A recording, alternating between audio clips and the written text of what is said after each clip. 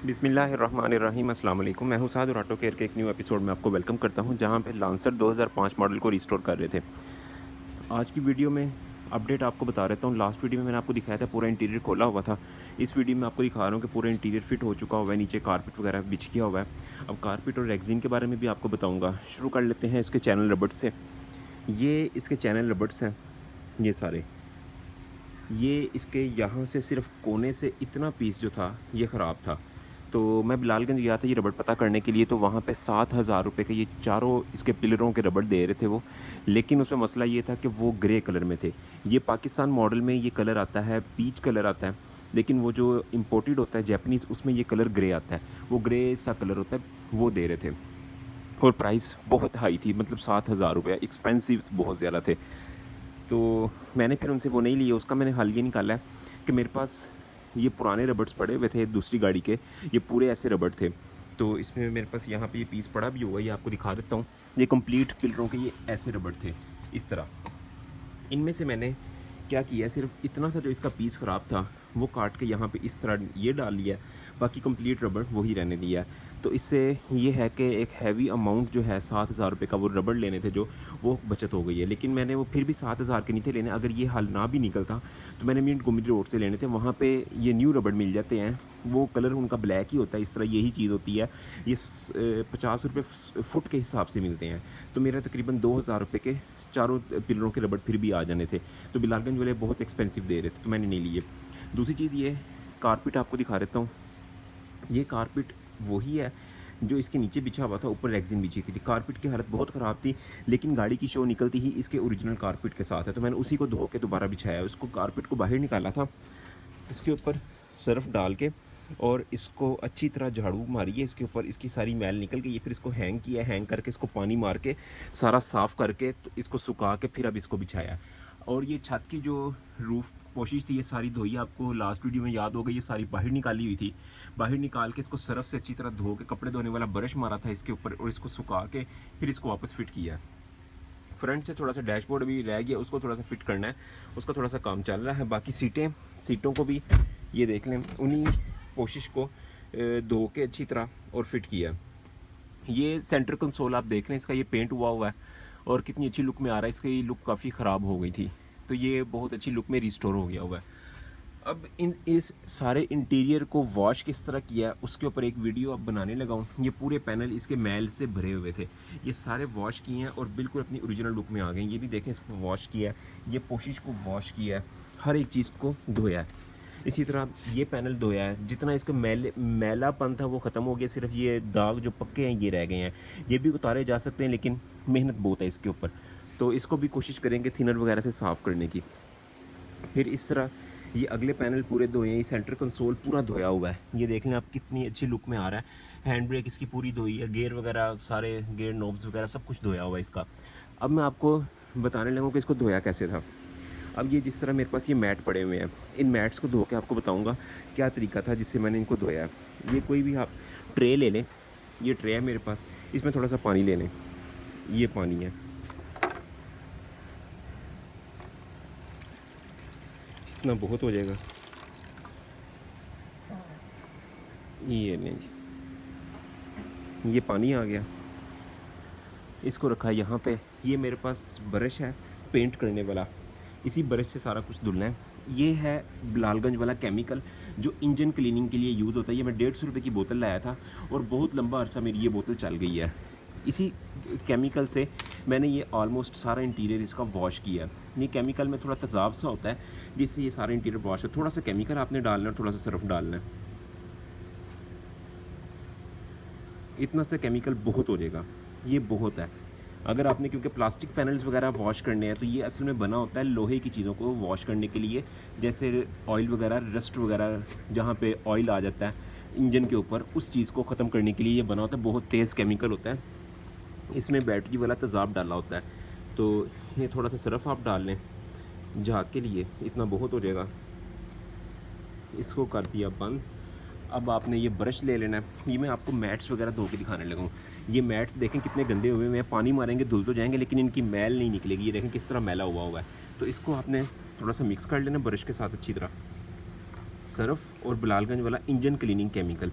ये 150 की बोतल आती है केमिकल की, जो इंजन क्लीनिंग केमिकल है। बिलालगंज में काफ़ी सारी दुकानदारों ने ये रखा हुआ है। आप जाएंगे तो आपको वहाँ पे काफ़ी मतलब रोड साइड जो वो लगा के बेच रहे होते हैं, उनके पास से आपको मिल जाएगा ईजीली। 150 रुपये की बोतल है, थोड़ा सर्फ डाल और ये आपको एक तैयार हो गया केमिकल जिससे आप इंटीरियर वॉश कर सकते हैं। अब आप ये देखें, इसको आपने अप्लाई करना है इस तरह। ये बहुत ज़्यादा झाग बनेगी, जितना इसका गंद होगा सारा ये निकालेगा। इस तरह करके लगा के आपने इसको थोड़ी देर छोड़ देना है। ये देखें, जितना वो जिस तरह उल्ली लग जाती है किसी चीज़ को, उस तरह के स्टेन बने हुए हैं, क्योंकि चीज़ें गिरती रहती हैं मैट्स के ऊपर। पानी मारा, फिर धो के वापस लगा दिया, कभी इसको डिटेल में इस तरह नहीं किया साफ़, तो इसलिए ये देखें अभी से ही इसकी मैल निकलना शुरू, क्योंकि इसमें होता है कुछ मिकदार डीज़ल की होती है, ऑयल वगैरह, क्योंकि डीज़ल पेट्रोल वगैरह जो ऑयल होता है इसको अच्छी तरह साफ़ करने में हेल्प कर देते हैं। और इस केमिकल में कुछ मिकदार इन्होंने, जो मैं जहाँ तक इसको देखी है, चेक किया है, कि कुछ साबुन वगैरह भी डाला हुआ है इन्होंने। जो बर्तन धोने वाला साबुन होता है वो भी काफ़ी अच्छा मेटल को साफ़ करता है। और फिर इन्होंने बैटरी वाला तेज़ाब इसमें डाला हुआ है, क्योंकि जब आप तेज़ाब लोहे के ऊपर गिराते हैं तो लोहे को चमकाता है, वो अच्छी तरह चमका के साफ़ कर देता है। ये देखें, इस तरह करके आपने इसके ऊपर अप्लाई कर देना है और उसके बाद आपने इसको पानी मार देना है। ये चीज़ देखें, ये किस तरह इसकी मैल निकाल रहा है।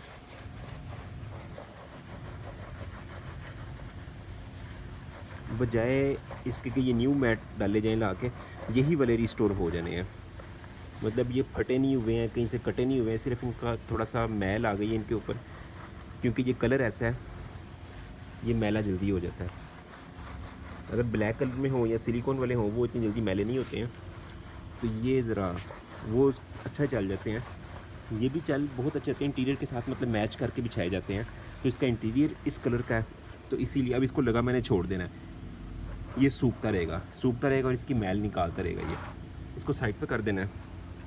अब नेक्स्ट दूसरे वाले को इसी तरह ये अप्लाई करना है।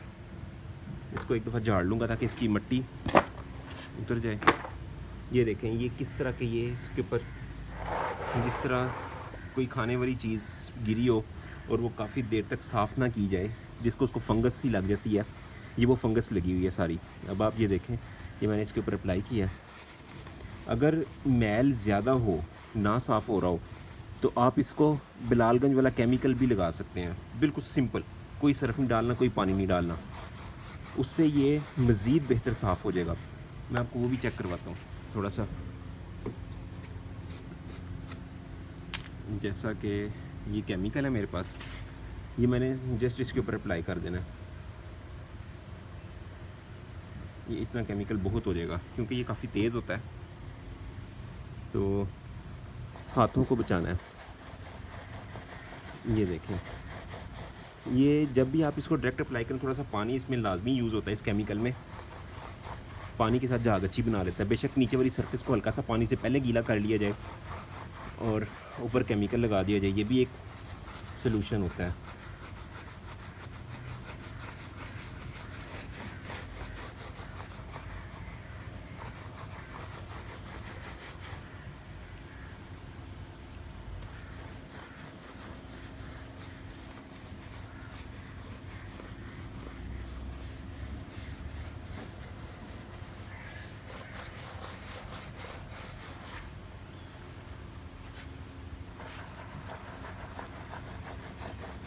जितना इसको केमिकल को पानी लगता जाएगा उतनी झाग बनाता जाएगा। और हाथों को बचाना है, क्योंकि इसमें तेज़ाब सा होता है, तो हाथों को ख़राब करता है, काटना शुरू कर देता है, जलन होना शुरू होती है हाथों पे।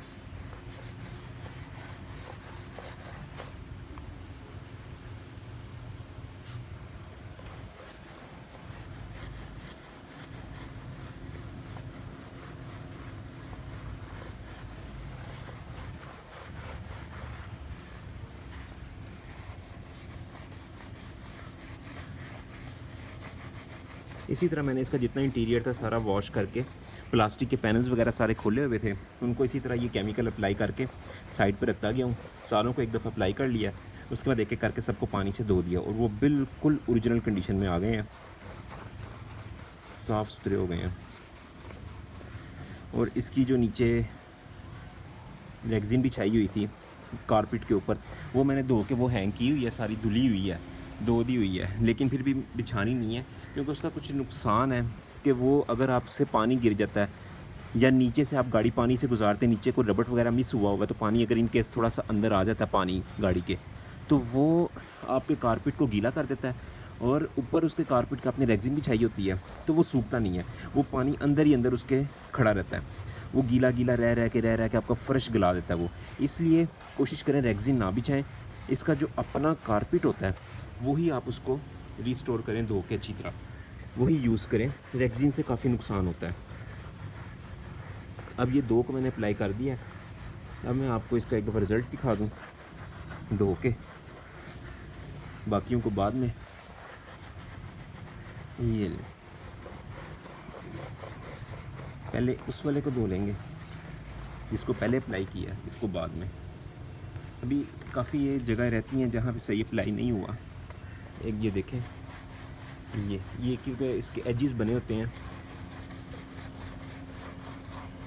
इसके अंदर आपने ब्रश अच्छी तरह लगाना है।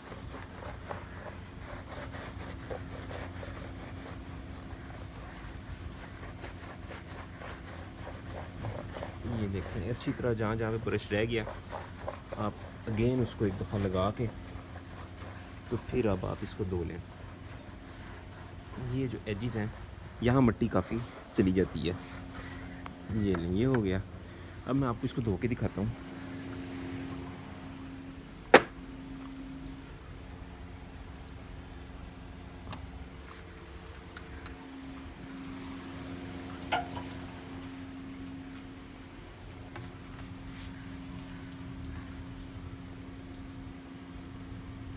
ये देखें,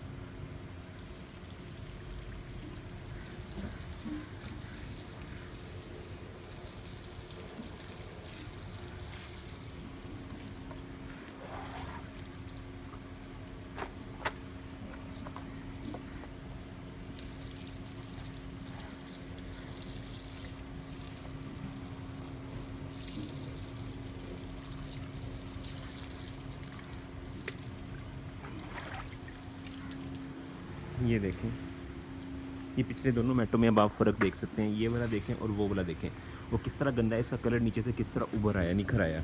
ये अब इसको भी धो के दिखाता हूँ।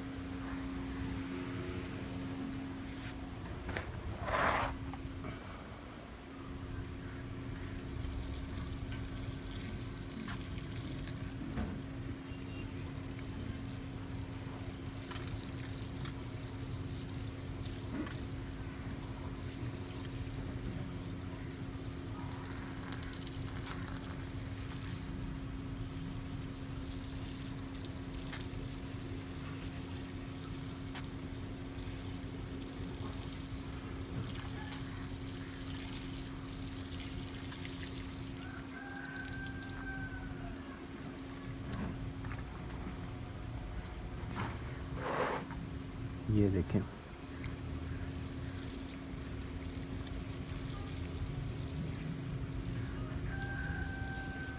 ये किस तरह निखरता जा रहा है।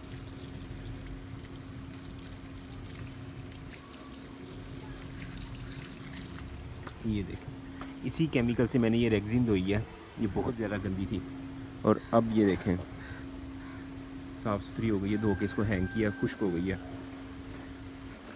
अब इसको अगर बिछाना भी चाहें तो बिछा सकते हैं, वरना फ़िलहाल इसका कारपेट जो है वो काफ़ी अच्छी कंडीशन में रिस्टोर किया है।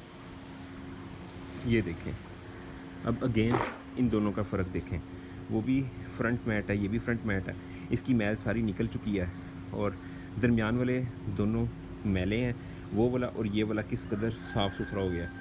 अब इसको अगले मैट्स को भी इसी तरह अप्लाई करूँगा। इसी तरह ये जो पैनल है, ये डिक्की का पैनल है प्लास्टिक का, इस पैनल को भी इसी तरह धोया मैंने। ये जो रगड़ों के निशान हैं ये तो नहीं जाएंगे, लेकिन ये देखें धो के बिल्कुल इसको साफ़ सुथरा कर दिया। इस पर काफ़ी ऑयल वगैरह गिरा हुआ था, काफ़ी इस पर गंद वगैरह था, इसको भी धो के इस तरह साफ़ कर दिया। और यही केमिकल अगर आप इसके टायर वॉश करना चाहें तो टायरों के लिए भी बहुत ज़बरदस्त काम करेगा। इसके रिम्स वगैरह अगर आप वॉश करना चाहें, जैसे कि मैं आपको दिखा देता हूँ थोड़ा सा सैंपल। ये अगेन उसी तरह आपने इसके टायरों पे लगा के छोड़ देना है, रिम्स वगैरह पे लगा देना है। ये देखें इस तरह। अभी तो मैंने टायरों को खोलना है एक दफ़ा, क्योंकि इनको गंदा होना ही है, इन्होंने इसको मैंने धोना नहीं है। अभी ये देखें किस तरह इसने मिट्टी निकाल ली है इसकी। ऐसे आप लगा के छोड़ देंगे और उसके बाद आप इसको पानी जब लगाएंगे तो नीचे से बिल्कुल ओरिजिनल कंडीशन में आपका टायर ब्लैक निकलेगा। इसी तरह इसको भी आप ऐसे अच्छी तरह ब्रश लगा के छोड़ देंगे तो ये से कप्स वगैरह भी सारे वॉश कर देगा। अगर आपके पास ये फौरी तौर पे केमिकल नहीं भी है और आप इंटीरियर वॉश करना चाह रहे हैं तो खाली सर्फ से भी किया जा सकता है। उसका मतलब फिर भी 50% आपको रिज़ल्ट उससे मिलेगा। तो अगर आपने 100% सिर्फ सर्फ से रिज़ल्ट लेना है तो 2 दफ़ा आप उसको अप्लाई कर सकते हैं। इस केमिकल से ये होता है कि एक ही दफ़ा अप्लाई करने से बहुत अच्छा रिज़ल्ट आ जाता है। अब मैं इसको पाइप से धो के भी दिखाता हूँ आपको इसका सैंपल।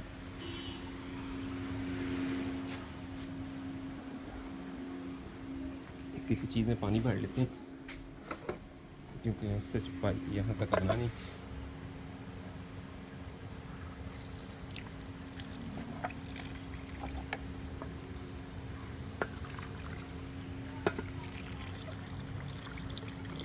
ये पानी उसके ऊपर डालेंगे तो अभी आप देखिएगा रिज़ल्ट इसका।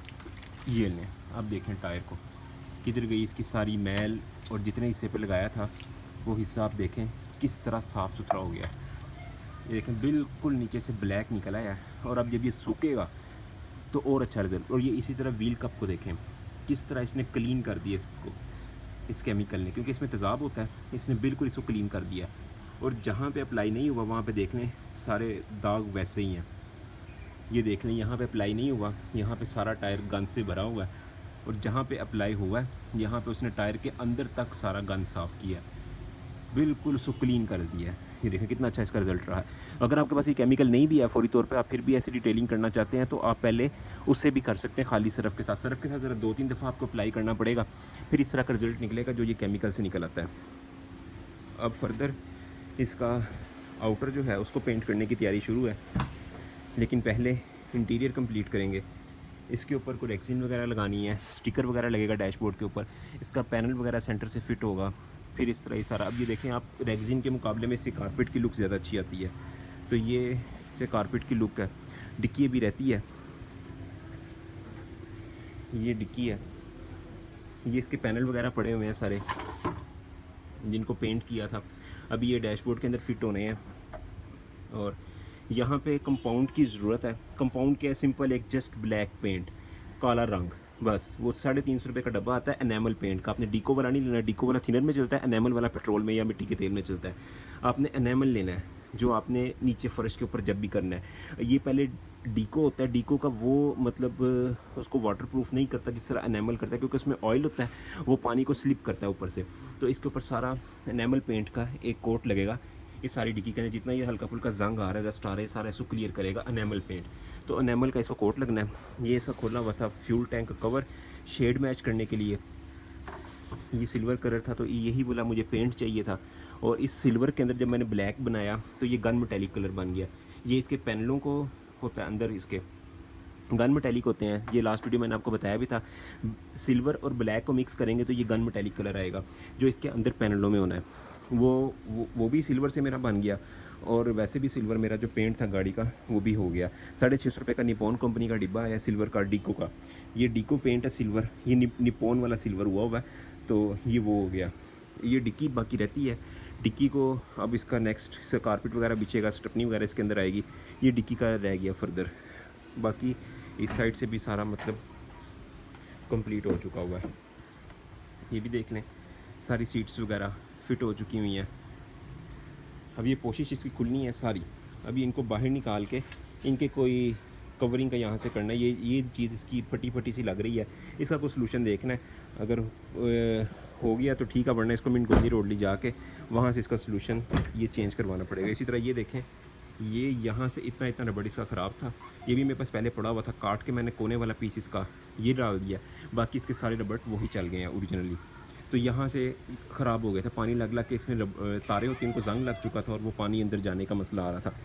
और अब ये देखें, ये बिल्कुल यहाँ से वाटर प्रूफ हो जाता है, ये चीज़ हो गई है। बाकी ये सीट्स वगैरह यहाँ से उसी केमिकल से इन सीटों को वॉश किया सारा, इनका ये मतलब काफ़ी हद तक ओरिजिनल लुक में आ गई हैं। अभी भी काफ़ी मैल है, काफ़ी ज़्यादा हाथ लग के ये मैली हो जाती हैं। बाकी ये पैनल आप देख लें, ये सारा वॉश होने के बाद इतनी अच्छी कंडीशन में आ गया। ये सारा बिल्कुल ख़राब हुआ था, मतलब ये स्टीयरिंग का आप जो हाल देख रहे हैं यही हाल पैनलों का हुआ था, मैल से भरा हुआ था। ये स्टीयरिंग भी मैल से भरा हुआ, इसको भी निकाल के भी वॉश करना है। ये इनसाइड सारा इसका बाहर आ जाएगा, ऐसे खींचेंगे तो इसको भी उसी केमिकल से वॉश करेंगे। बाकी पैनल वगैरह सारे कंप्लीट हो चुके हैं। ये सीट पीछे हो गई है। अब आप ये देख लें, नीचे इसका कारपेट है, ओरिजिनल फिटिंग में आता है इसका कारपेट, और ये इसके पिलर्स वगैरह जो भी लगने हैं साइडों पे, तो ये वॉश होने वाले हैं। जहाँ पे पिलर ने फंसना होता है, जैसे इसका ये क्लिप है, ये वहाँ जाके पिनों के अंदर फंसते हैं, इस साइड पे पिलरों के अंदर। इन क्लिपों के ऊपर अगर आप थोड़ी सी ये सिलिकॉन लगा दें, ये वाइट सिलिकॉन होती है, ये कोई भी आप यहाँ पे हल्की सी लगा दें तो इनकी ग्रिप बहुत अच्छी होती है, वरना पिलर लटक जाता है नीचे, तो ये लटकने से इसको बचा लेता है। बाकी ये सीट यहाँ से थोड़ी सी फटी हुई है, इसको ये रेक्सिन का पीस लगेगा, ये ब्लैक वाला, ये पीस इसको धोएंगे, धो के साफ़ करके तो यहाँ पे इसको ऐसे स्मज से लगा देंगे। बाकी पूरी सीटें ठीक हैं, तो ये ऐसे लग जाएगा, ये भी चीज़ क्लियर हो जाएगी। इसको स्मथ बॉन्ड से लगाएंगे इंशाल्लाह। तो ये थी आज की अपडेट वीडियो। अब इसकी पोस्टें वगैरह खुलनी है, वो खोलने लगा मैं, वो खोल के उनको सारा सेट सूट करके तो फिर इंशाल्लाह उससे अगली वीडियो में आपसे इंशाल्लाह मुलाकात होगी। तब तक मैं ये इसे कारपेट वगैरह मैट वगैरह धो के बिछाऊँगा, वो बिछ जाएंगे। बेल्टों का आपको बताना था कि बेल्टें लॉक हो जाती हैं इसकी, इसमें से जस्ट एक चीज़ आपने निकालनी होती है, ये इसके अंदर एक बॉल होता है, इसको आप निकाल देंगे तो ये बेल्टें इसकी अनलॉक हो जाती हैं। जैसे कि ये बेल्ट अभी लॉक है, ये फिट होने के बाद चल जाती हैं। अगर फिट नहीं होंगी, खोली होंगी आपने बाहर, ये काम नहीं करती हैं। ये देखें, ये लॉक हुई हुई है, ये देखें, ये बेल्ट इस टाइम लॉक है। ये इसका फंक्शन ये होता है कि इसको आप ज़ोर से खींचेंगे तो ये बाहर नहीं आएगी, अगर आराम से खींचेंगे तो बाहर आ जाएगी। इसमें से ये बॉल्स होती हैं, ये अगली बेल्टों की मैंने दोनों की निकाल दी हैं, पिछली की निकलने वाली है। ये बॉल ने इसको लॉक कर देना होता है। जब ये अपनी एक्चुअल पोजीशन में आती है तो बॉल ऐसे नीचे आ जाता है, फिर ये वर्क करती हैं। तो इनको आप निकाल दें तो ठीक है। ये जैपनीज़ गाड़ियों की बेल्टों में ये फंक्शन आता है। अब ये देखें, ये इनकी निकली हुई है, ये बेल्ट प्रॉपर्ली ऊपर नीचे हो रही है, और अगर इसको मैं ज़ोर से ऐसे खींचता हूँ तो ये लॉक हो जाती है। इससे इसकी फ़ंक्शन में कोई फ़र्क नहीं आता। और अगर मैं इसको नॉर्मल ऐसे खींचता हूँ तो ये निकल रही है। अगर आपने सीट बेल्ट लगाई हुई है और आपका एक्सीडेंट होता है, एक्सीडेंट में आपको झटका लगता है तो ये बेल्ट ऐसे झटके से लॉक हो जाती है। तो ये इसका ये फंक्शन होता है बेल्ट का। ज़ोर से जब आप इसको खींचते हैं तो ये लॉक हो जाती है, अगर नॉर्मल खींचते हैं तो ये चलती है। इसी तरह ड्राइविंग साइड वाली, ये नॉर्मल मैं खींच रहा हूँ, ये निकल रही है, ये वापस भी जा रही है। जैसे ही मैंने झटके से खींचा इसको तो ये बेल्ट लॉक है। आप ये देखें, मैं इसको खींच भी रहा हूँ तो ये नहीं निकल रही। जैसे इसको एक बार छोड़ूंगा, छोड़ के फिर आराम से खींचूंगा तो ये बाहर आ जाएगी बेल्ट। ये इसका सारा फंक्शन होता है बेल्ट का। तो ये भी हो गया। ये अगली दोनों बेल्टों के वो बॉल्स निकाल दिए हुए हैं, जो कि वो रखे हुए हैं। तो ये भी जब आप बेल्टों को जब भी खोलेंगे तो बाहर खुली बेल्ट ये काम नहीं करेगी। जब आप वापस फिट करेंगे फिर ये फंक्शन, बॉल अपनी एक्चुअल पोजीशन पे आ जाएगा तो फिर ये काम करने लग जाती है। वरना बॉल अपनी पोजीशन से जब हटेगा तो बेल्ट लॉक हो जाती है। तो ये दोनों बेल्टें लॉक थी और इवन ये लगने के बाद भी काम नहीं थी कर रही हैं। जब फिट हो जाती हैं तब तो काम इनको करना चाहिए है, लेकिन ये नहीं थी कर रही हैं क्योंकि इसके बॉल में मिट्टी फंस जाती है। ये देखें, तो अब आप इसमें मिट्टी फंसी हुई है, मिट्टी वगैरह निकाल के इसको वापस फिट करेंगे तो फिर ये काम करने लग जाएगी। लेकिन मैंने वो झंझट ही ख़त्म कर दिया क्योंकि इस गाड़ी में कौन सा एयर बैग्स हैं। ये बॉल्स का असल में फंक्शन होता है एयर बैग्स वगैरह के साथ। बेल्टों को जब एक्सीडेंट होता है तो बेल्ट ने इसके एयर बैग ओपन करवाने होते हैं। तो ये नॉन एयर बैग गाड़ी है, इसमें सारा ये असम्बलिंग जैपनीज़ हुई हुई है इसकी पार्ट्स के साथ। तो उन्होंने वो बेल्ट का वही सीन किया कि जैपनीज़ उन्होंने बेल्ट डाल दी है, लेकिन यहाँ पर उसकी ज़रूरत नहीं है क्योंकि गाड़ी नॉन एयर बैग है। ये देखें, इसका ये प्लास्टिक यहाँ से उतरेगा और इसमें से वो बॉल वगैरह सारा फंक्शन मैकेनिज़्म जो यहाँ पे पड़ा हुआ है वो निकल जाएगा और ये बेल्ट यहाँ पे बाहर भी अनलॉक हो जाएगी। अब ये फिट होने के बाद तो अनलॉक हो जाएगी, जैसे कि अभी ये लॉक हो गई है। ये देखें, अब ये लॉक है, अब ये मज़ीद बाहर नहीं आ रही है। ये देखें, यहाँ पर लॉक है, ये अब बाहर आ रही है, थोड़ी सी बाहर आई है, क्योंकि इसकी फ़िटिंग पोजीशन यही है, जो जिस पूरी लेवल पे मैंने इसको सीधा रखा हुआ वैसे यही इसका फ़िटिंग का लेवल है। अब ये देखें ये आराम से बाहर आती जा रही है, इसका भी बोल मिट्टी से भरा नहीं है। ये देखें ये पूरी बेल्ट इसमें बाहर आ गई है, ये देखें। लेकिन इसका बॉल अगर आप निकाल देंगे तो ये इजी वर्किंग करेगी, क्योंकि ज़रूरत नहीं है इसकी बॉल की। अगर एयर बैग होता गाड़ी में तो फिर ठीक था। अभी देखें टायर सूख चुका है, सूखने के बाद अब आप इसका भी एक दफ़ा रिज़ल्ट देख लें। ये देखें कैसी ज़बरदस्त कंडीशन में आ गया है। इसको मज़ीद ऐसे कपड़ा मार के आपको दिखा रहा हूँ, टायर भी देख लें और इसका व्हील कप भी देख लें। सिर्फ ये सरफ़ और उस केमिकल से, ये वाले केमिकल के साथ, ये बिलालगंज वाला केमिकल है, इस केमिकल को और सरफ़ को मिक्स करके पानी के अंदर और आपने चारों टायरों को ऐसे अप्लाई करना है। जिस हिस्से पे अप्लाई नहीं किया यहाँ पे देख लें रिम की क्या हालत है, और यहाँ पे आप देख लें व्हील कप की, सॉरी ये व्हील कप की हालत देख लें यहाँ पे, और यहाँ पे आप व्हील कप उतार के अंदर से रिमों को भी इस तरह साफ़ कर सकते हैं, जो कि मैंने अभी करना है इंशाल्लाह। सारी को एक दफ़ा क्लियर करना है। तो ये थी आज की वीडियो, यहाँ तक अपडेट हो चुकी हुई है गाड़ी की। तो इंशाल्लाह नेक्स्ट वीडियो में आपसे मुलाकात होती है। अभी इसका इंजन का भी कुछ वर्क रहता है।